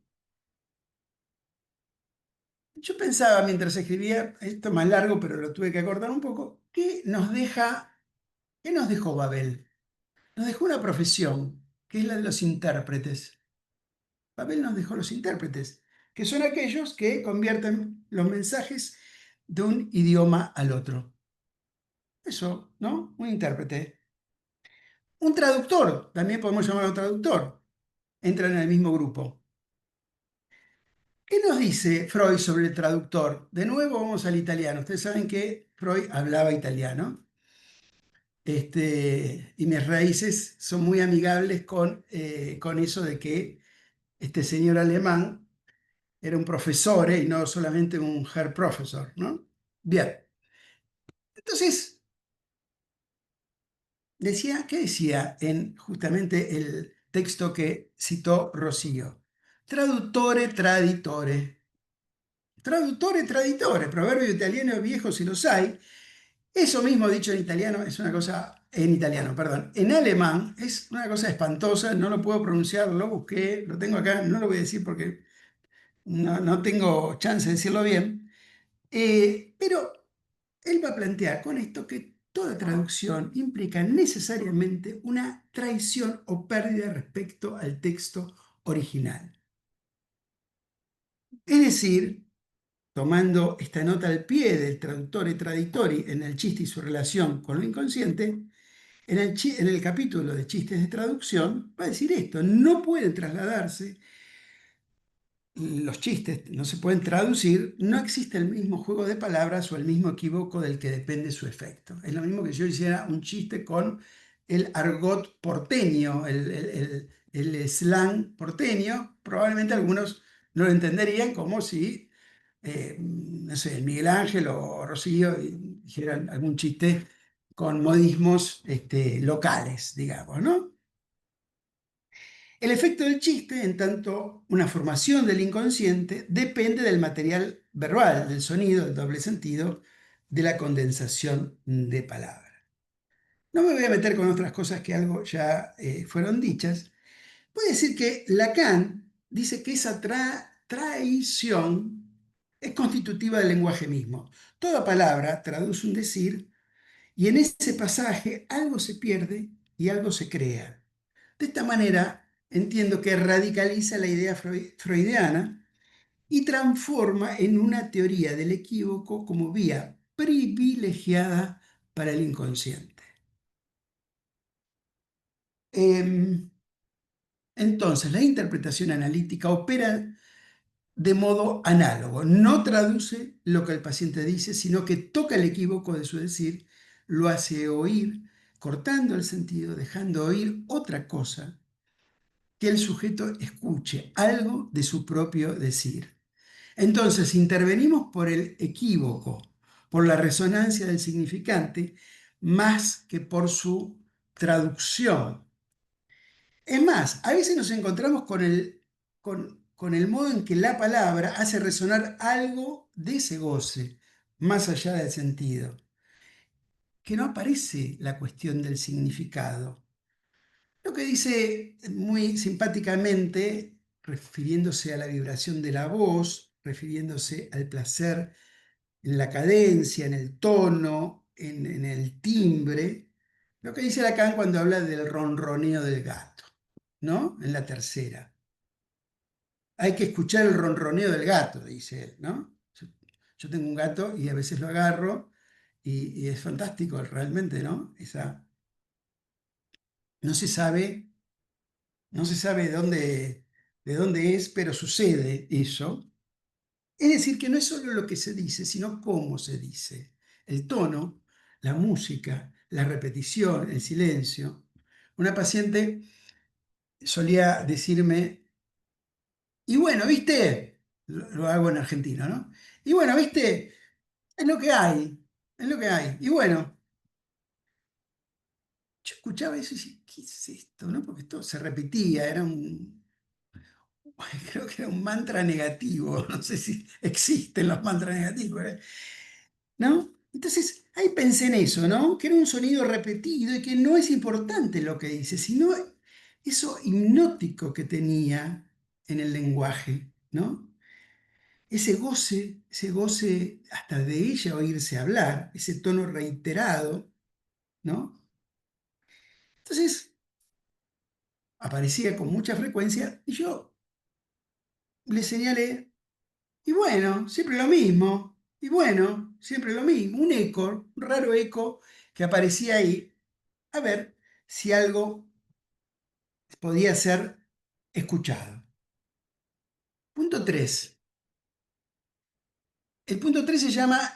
¿Estamos bien de tiempo? ¿Cómo estamos de tiempo? ¿Muy mal? ¿Estamos bien? ¿Estamos bien? Ok. Y unos 5 minutos, Marce. 5. Y ponele. Así podemos Dale. charlar un poco. ¿Vale? Gracias. Ahí voy. Bueno, el tercer punto se llama el comandante Lacan, el estratega de la política del deseo. Esto que hablaba de la cronología, me parece fundamental la cronología, porque nosotros la desestimamos mucho. Yo tuve muchos años una cátedra que era todo lógico y no cronológico. y en ese ejercicio de lo no cronológico lo perdimos. Del 53, de 1953 a 1958, ese gran cisma lacaniano, en donde se va de la Sociedad Psicoanalítica de París y funda la Sociedad Francesa de Psicoanálisis. Es un movimiento, ¿no? Armar otra institución. Digo, política se llama esto, política del psicoanálisis. ¿Por qué? Él plantea las sesiones duración variable, es criticado por eso, y la IPA es cuestionada por Lacan por su orientación adaptativa y medicalización del psicoanálisis. Esto es muy importante, porque estas tensiones las vivimos hoy. ¿Sí? En el 53, el discurso de Roma, en la vuelta a Freud a través del lenguaje, de la estructura. En el 58, la dirección de la cura y los principios de su poder. Kairos y Cronos, de nuevo. Digamos que Lacan lo que produce se mete en la dirección de la cura con las tensiones propias institucionales y clínicas que lo rodeaban. ¿Sí? Se va con Lagache y Dolto a armar la Sociedad de París, pero la Sociedad, perdón, de París no, la Sociedad Francesa de Psicoanálisis, ellos quieren, Lagache dice, no, tenemos que estar en la IPA, queremos el reconocimiento, digamos, es un poco, es más de centro, del centro, no es, digamos, no está tan rebelde como Lacan, ¿no? Bien, entonces, digamos que Lacan retorna, es un retorno a Freud, digamos que es un volver al futuro, ¿no? Vuelve al futuro. ¿Y a quién toma, además de Freud? Toma en este texto particularmente a alguien que no nombra, que es Clausewitz. Clausewitz es el gran estratega prusiano, filósofo de la guerra, que va a plantear esta triple distinción sobre la política, estrategia y táctica. Por eso la dirección de la cura, entiendo yo, es un texto que también plantea una dirección política respecto a qué lugar ocupa el psicoanálisis en el mundo y frente a las otras disciplinas. Yo lo uso, una cosa media que hemos engendrado en la cátedra, una idea que es que hay una política de la clínica, me refiero al territorio, me refiero al campo de la salud mental, como lo piensa Bourdieu, ¿no? El campo, la idea de campo, ¿no? Espacios de disputas de poder. Y también entiendo que hay una política en la clínica, ¿sí? Que es la dirección de la cura en tratamiento, ¿no? En los análisis. Lacan dice fuertemente, la política del analista no puede ser la de la adaptación, sino la del deseo. ¿Se entiende por qué planteo la política? Porque estamos ubicando que hay interlocutores. Esta frase podría ser una ocurrencia de Lacan, pero parece que está hablándole a alguien, como tantas veces les estamos hablando a alguien que después se pierde en el camino, pero en esa pérdida en el camino se pierde lo vivo, ¿sí? De la conversación, en todo caso, o de la discusión, en este caso, ¿no?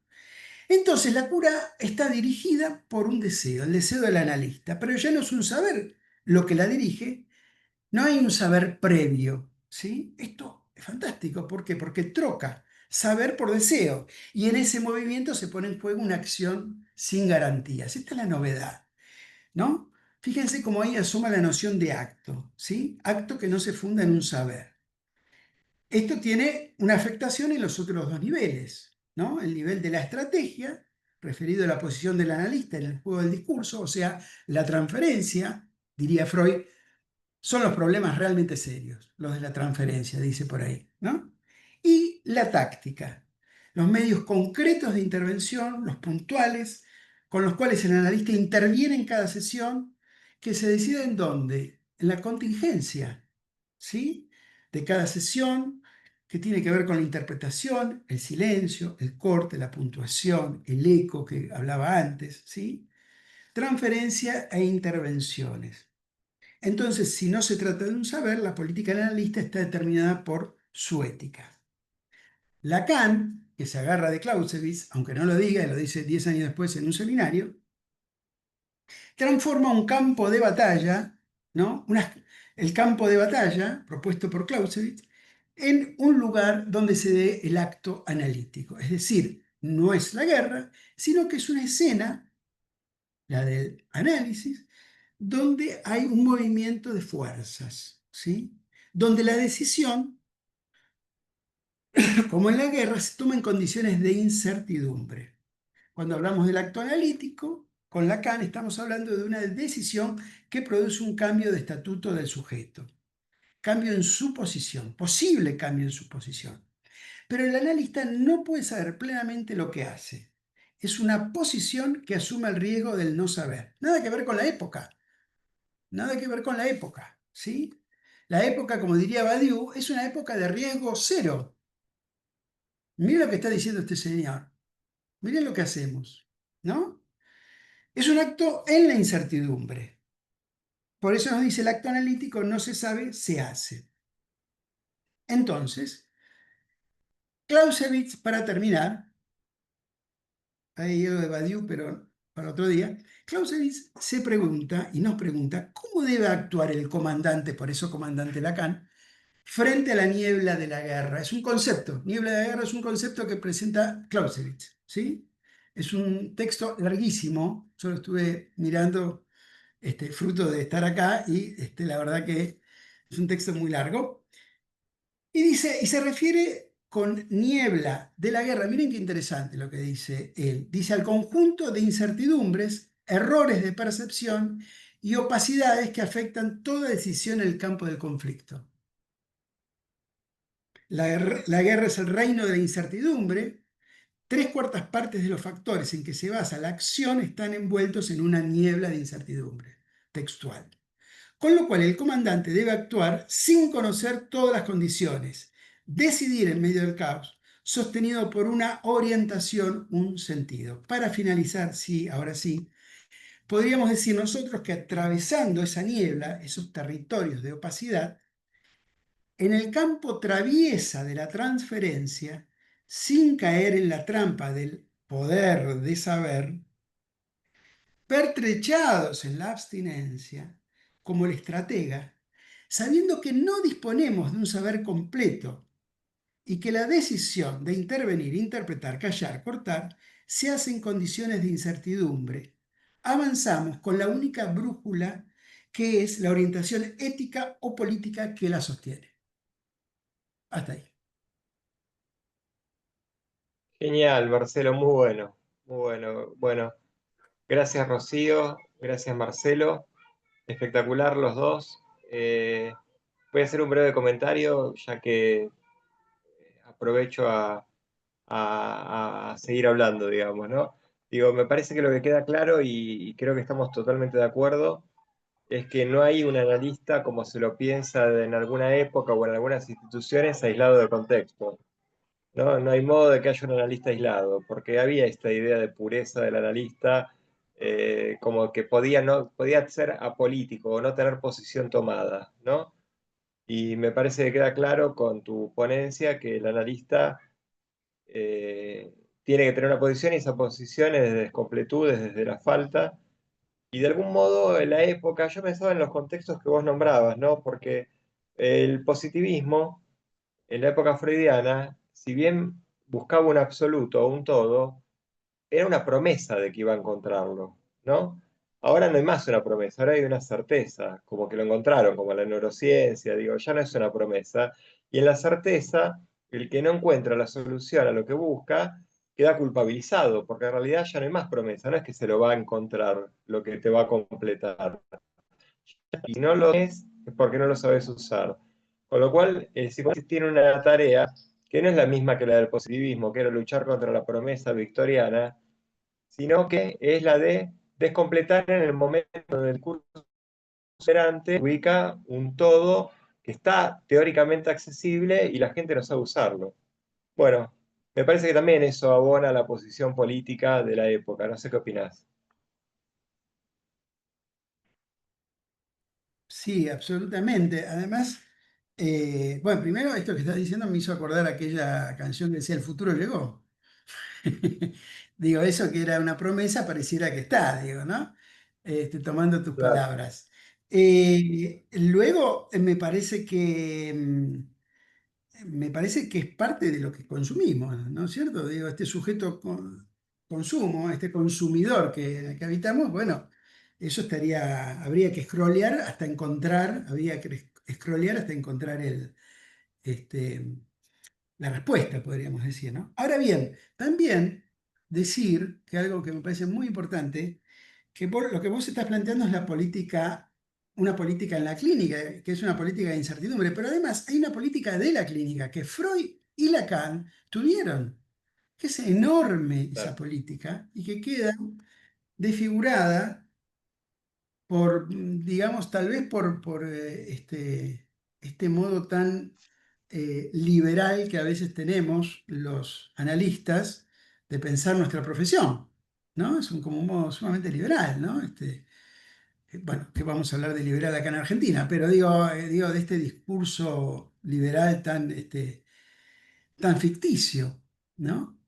Y me parece que ellos fueron enormes constructores de política, ¿no? Digo, y que es la manera de dar existencia al psicoanálisis, porque también siempre es una cuestión, también hay un punto de disputa discursiva en donde el psicoanálisis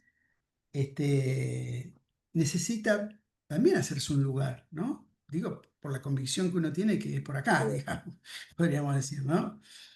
Pero sí, acuerdo muchísimo con esto que decís, sí, claro que sí. Había una manito levantada.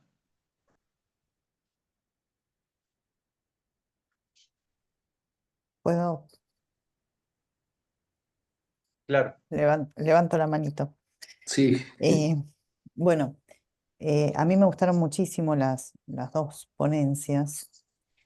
Eh, Rocío, me encantó lo que trajiste y cómo lo trajiste.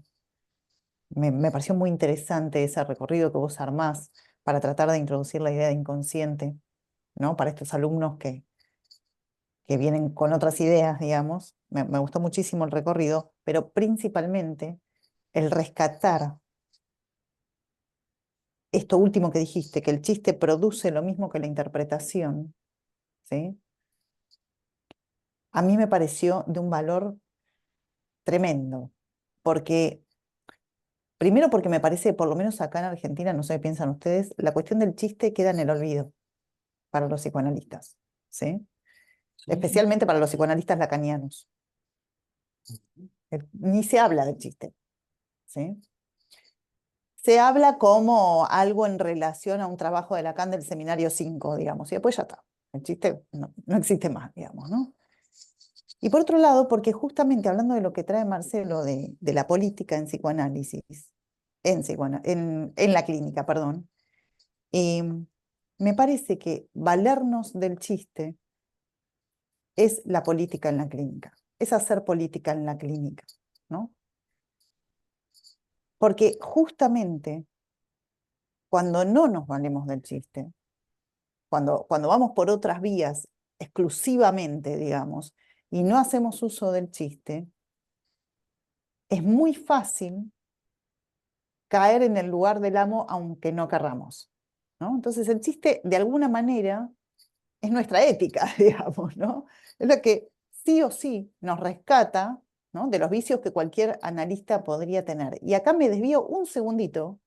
Hay una cuestión muy presente en Argentina en este momento, muy presente, que es la cuestión de los abusos de los psicoanalistas, ¿sí? A partir de una cuestión que sucedió acá en Argentina, el otro día podemos hablar, pero ahora está muy presente la cuestión de los abusos, no solamente sexuales, pero también sexuales, por supuesto. Y uno de los grandes abusos, para mí, radica justamente en quitar al chiste, ¿sí?, de la escena analítica, porque quitar al chiste de la escena analítica tiene un efecto, ¿sí?, que es un efecto necesariamente superyoico, ¿sí? Es el efecto, digamos, del lenguaje en su mismo funcionamiento, digamos, ¿no? Entonces, a mí me pareció tan interesante esto que vos traes del chiste, porque me parece que eso es hacer política en la clínica para mí, ¿no? Pero lo dijiste de un modo que yo no lo había pensado, me parece tan valioso, ¿no? Y me llama a, por lo menos una reflexión de lo que creo yo, sucede en Argentina y supongo que tal vez en otros países también, ¿no? En donde se sigue haciendo un acto solemne, ¿sí? Y si no se hace un acto solemne del psicoanálisis, se derrapa. No sé si ustedes usan esa palabra en otros lugares, ¿no? Sí, Rocío me dice que sí. Se derrapa. Ahora, entre el acto solemne y el derrape, tenemos algo que nos salva a los analistas, nos cuida, que es el chiste.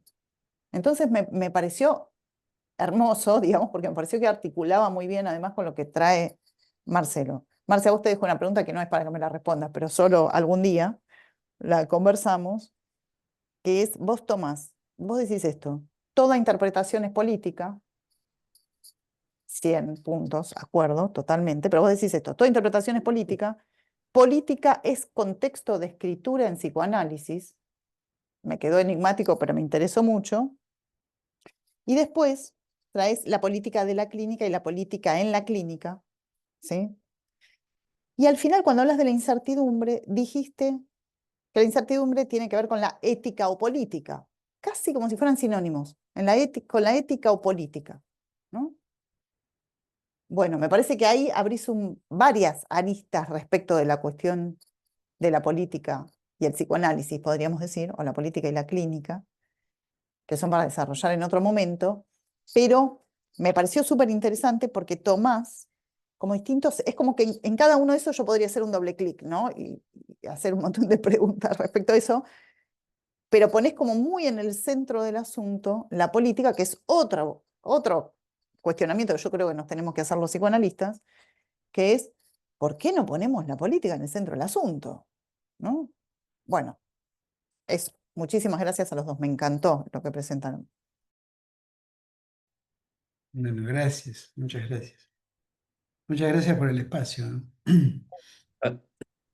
Ah, hay manita arriba o No, yo no? quisiera hablar acá. Es una Ah, manito. ay, ese lo Alejandro conozco. Sircorsi. Yo Sí, también Quería tengo eso. por acá comentar algo ahorita. Ok, un breve Adelante, Alejandro, comentario. Alejandro. Ok. Sí, a mí me resultó muy interesantes los dos trabajos, la verdad, muy profundos. Como dice Lara, es para hacer doble clic en muchos lugares. Seguramente no nos va a dar el tiempo para todo lo que se puede abrir. Pero yo quería agradecerle a Rocío el paseo por el jardín. Eh, Ahí en el Smooth Talk, que es como la asociación libre, que es donde se juegan las cosas, ¿no? Esas verdades a medias, ¿no? Que tocan lo real. Porque en el jardín están los cándidos niños. También me gustó la mención al Cándido, ¿no? De Voltaire, pero el Cándido me hizo acordar algo muy interesante, me pareció para esta noche de viernes una cosa muy interesante, que es que Cándido es aquel que es sencillo, aquel que es ingenuo, confiado e ignorante. Entonces pensé en el incauto y en los no incautos yerran, pero el incauto erra con R de real. Entonces nos vi caminando como los peripatéticos que también mencionaste, que son los que caminaban, ¿no? Filosofaban caminando con Aristóteles ahí en Atenas. Y pensaba que el analista es aquel peripatético que se deja llevar por la transferencia, en esa política de la que hablaba Marcelo, ¿no? Y en ese dejarse llevar también se va dejando hacer, en esa ingenuidad también, ¿no? A partir de lo cual recién allí se podrá producir esa interpretación incauta que no pretende decir toda la verdad, sino que pretende decir eso que se produce, como decía Marcelo, ¿no? Como una sorpresa, como lo no sabido, como dice Agamben, en plena mezcla de inocencia e ignorancia, que es la ignocencia, así dice, la ignocencia, ¿no? Una palabra hermosa para nosotros. Así que nada, agradecer la posibilidad de pensar estas cosas tan tarde a la noche. Gracias.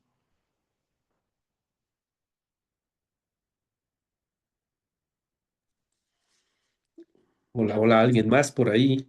Yo quería Francisco escuchar, tal Landa, vez por antes de decir algo, como que estaba a la espera de escuchar lo si alguien más quería hablar para responder un par de cositas. No, si quieres responde, si tú ya tienes ahí, responde. Yo quiero hacer un comentario nada más, pero primero tú, Rocío. No, es que vieras que mi modalidad a veces es así, como no hacer diálogo uno a uno, sino Ah, escuchar un bueno. poquito, me parece como No, escuchar, que hable mucho. yo les tenía una pregunta que suscitó algo que comentó Rocío. Decía que perro que ladra y analista que interpreta. Ya saben que acá el dicho es perro que ladra, no muerde, pero analista que interpreta, muerde. Esa es la ¡Qué bueno! pregunta, ¿no?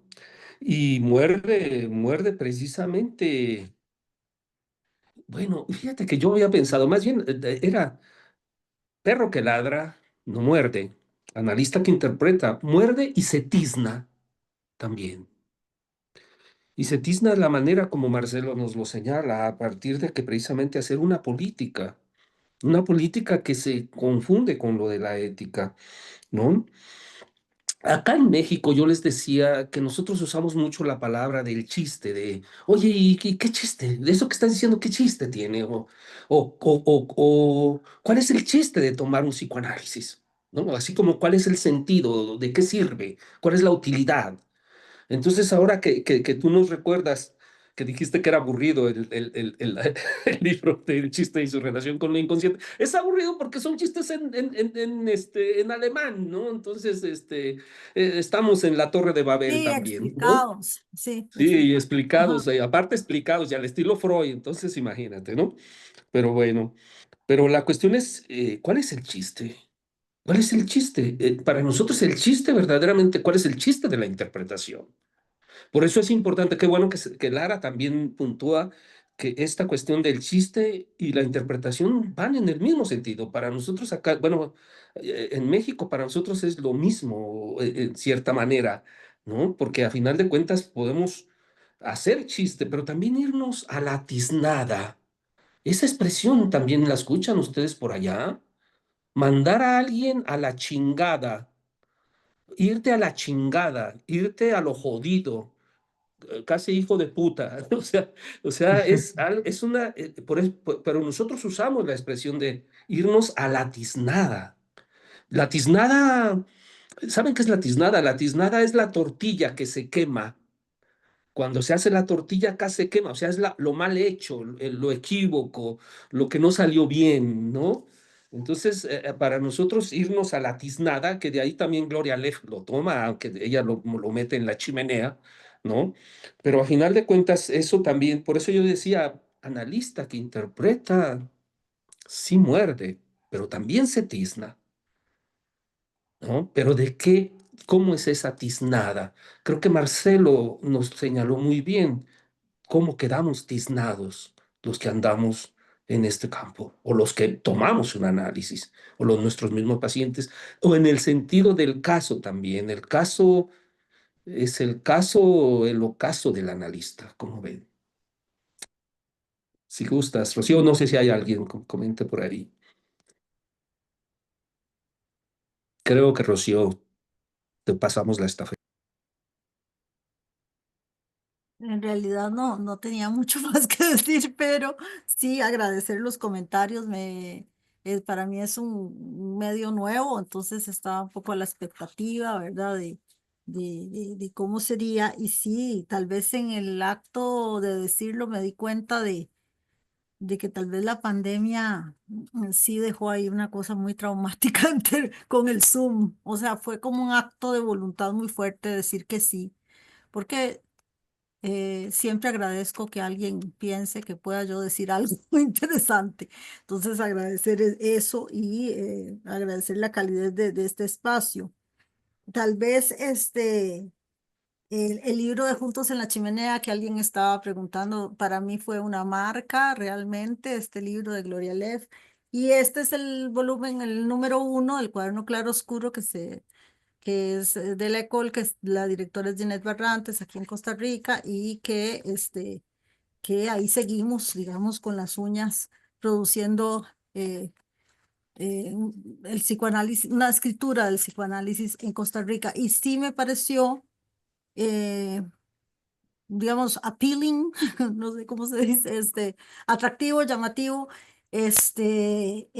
esto de poder hablar en esta supuesta comunidad latinoamericana que parece que somos muy parecidos y al mismo tiempo somos muy diferentes, incluyendo los acentos. Por ejemplo, nosotros hablamos de usted o de vos, como los argentinos, y cuando hablo con los mexicanos comienzo a hablar de tú, pero no sé por qué, no sé por qué el tú en ese momento me domina el tú, pero nosotros hablamos de usted o de vos. Entonces, no, en realidad era solo como ese comentario. Ahí les puse el enlace del Jardín Botánico Lancaster, por si quieren verlo. Realmente es una cosa maravillosa. Y sí, digamos, yo sé que en Argentina las cosas están bastante complicadas, pero hay que decir que hay una tendencia mundial. Entonces me interesó muchísimo todo el planteamiento de la política. Y a mí me ha marcado mucho, fue lo que omití de mi presentación, toda la parte investigativa de lectura de textos, interpretación de textos, qué quiere decir interpretar un texto en psicoanálisis. Y hay que reconocer el trabajo de Ginette Barrantes, a quien acabo de mencionar, porque ella en la universidad tomó un texto de Jorge Baños Orellana, psicoanalista argentino, que escribió un libro que se llama El escritorio de Lacan. A mí me encanta ese libro. Y ella tomó de él unas ideas para hacer una metodología. Y luego sobre esa metodología yo hice digamos, una reformulación para efectos de investigación. Pero ese fue el punto que omití, porque el que mucho abarca poco aprieta y ya era, ¿verdad? Pero sí les recomiendo, si no lo conocen, supongo que sí. Y Baños hace una crítica a la omisión de la política en Argentina en los tiempos de la dictadura. ¿Verdad? Como blanquear o limpiar o algo el psicoanálisis de lo político para pasar bajo el radar. No lo culpo yo eso, pero era un efecto de la dictadura, digamos, o una postura ante la dictadura. Ustedes sabrán más de eso que yo, pero digamos, yo lo que conocí por Baños y como he interpretado el texto de Baños es, no neguemos todo este contexto, lo que él llama el lector filológico. Pero bueno, eso tal vez en otro momento podemos hablarlo. Y agradecerles extremadamente las palabras. eh, Tanto a Marcelo como a la organización y las palabras, pues, de la realimentación sobre mi exposición. Perdón, tenemos que ir cerrando. Si quieren decir alguna cosita más, yo solo agrego una cosa. Dejo mi agradecimiento acá, creo que hoy no está, pero lo dejo para la grabación para Araceli Colín, que ha participado de este espacio y que nos acerca y nos conecta con otros colegas. Es una colaboradora incansable también de este foro. Sí, Yo puedo Miguel. agregar una cosita. Cecilia. Sí, Ceci, dale. Sí, no, una cosa que no sabía si decir o no, porque va a parecer un poco descaminada, pero en realidad que me pareció increíble. Mi profesión primera es ingeniería en computación. Y en estos días estuve escuchando sobre la neblina de la guerra, solamente para decirlo, porque no sé si somos tan conscientes del momento que estamos viviendo. Y me refiero a toda la revolución que está causando y va a causar la inteligencia artificial. Y esta expresión, lo de la neblina de la guerra, lo usaban en una empresa en la que trabajo, donde estamos trabajando justamente en incorporar toda la inteligencia artificial, los lenguajes de Large Language Models, se llaman los lenguajes estos en los que se basa ChatGPT y demás. Y para la propia industria del software está siendo un momento de plena neblina de la guerra, que no tenemos la más puta idea de qué va a pasar con nuestros trabajos, por ejemplo. Y contrario a lo que se suele creer, ¿no? Que la gente que está en el área esta de la informática tienen asegurado, no. Pero no solo eso, nada está, todo está y está a una velocidad de cambio ahora, que lo que ahora está sucediendo hace 6 meses era impensable. Y uno cuando no está muy cerca de eso piensa que la cosa va más lento. No, es un tiempo de absoluta incertidumbre. a nivel de los laburos en general, ¿no? Digo, me salgo un poco del psicoanálisis, pero porque no podía creer cuando lo dijiste, dije, lo escuché hace 3 días. Este, esto de los actos en la incertidumbre, porque en realidad estamos un poco así. Es también un poco un tono de época que muchos no se estarán dando cuenta, pero nos vamos a dar cuenta todos en muy poco tiempo de eso.